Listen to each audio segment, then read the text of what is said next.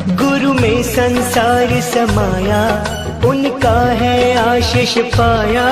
प्रभु ने खुद से भी ऊंचा गुरु का है स्थान बताया। ये गुरुवर तो ज्ञान के सागर है, इनसे ही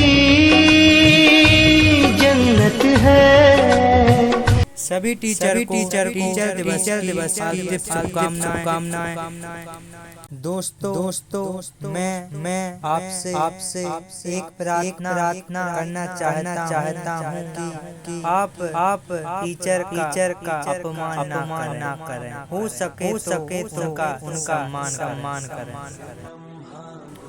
एक बार एक नौजवान शिष्य अपने गुरु के पास पहुंचा और उनसे बोला, गुरुजी, एक बात समझ नहीं आई, आप इतने साधारण वस्त्र क्यों पहनते हो?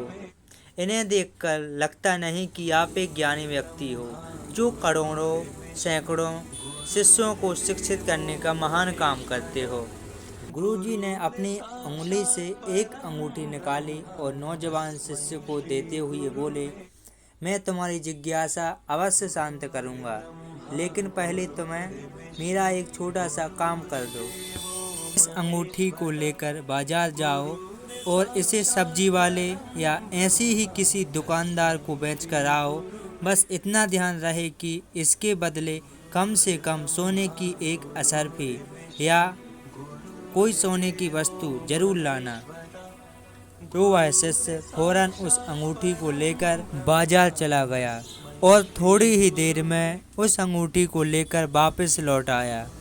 गुरुजी ने कहा, क्या हुआ, तुम इसे लेकर वापस लौट आए? तो शिष्य ने कहा, गुरुजी, दरअसल मैंने इसे सब्जी वाले, किराने वाले और अन्य दुकानदारों को भी बेचने का प्रयत्न किया, परंतु कोई भी इसके बदले सोने का असरफी देने को तैयार नहीं था। गुरुजी बोले, कोई बात नहीं है, अब तुम इस अंगूठी को लेकर किसी जौहरी के पास चले जाओ और इसे बेचने की कोशिश करो। अब फिर से वह नौजवान शिष्य अंगूठी को लेकर निकल पड़ा और इस बार फिर कुछ देर में अंगूठी को लेकर वापस आ गया। फिर गुरुजी ने उससे कहा, क्या हुआ, इस बार फिर से कोई तुम्हें असरफी देने को तैयार नहीं हुआ? तो शिष्य के हाव भाव कुछ अजीब से लग रहे थे। वह घबराता हुआ बोला, अरे गुरुजी नहीं, इस बार तो मैं किसी जौहरी के पास गया था। सभी ने यह कहते हुए मुझे लौटा दिया कि यहाँ के सारे जो जौहरी हैं वो मिलकर भी इस अनमोल हीरे को नहीं खरीद सकते।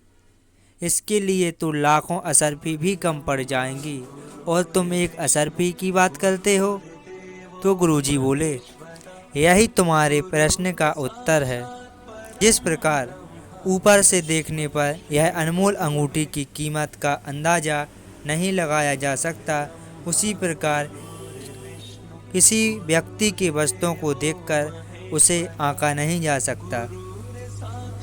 व्यक्ति की विशिष्टता जानने के लिए उसके भीतर से देखना चाहिए।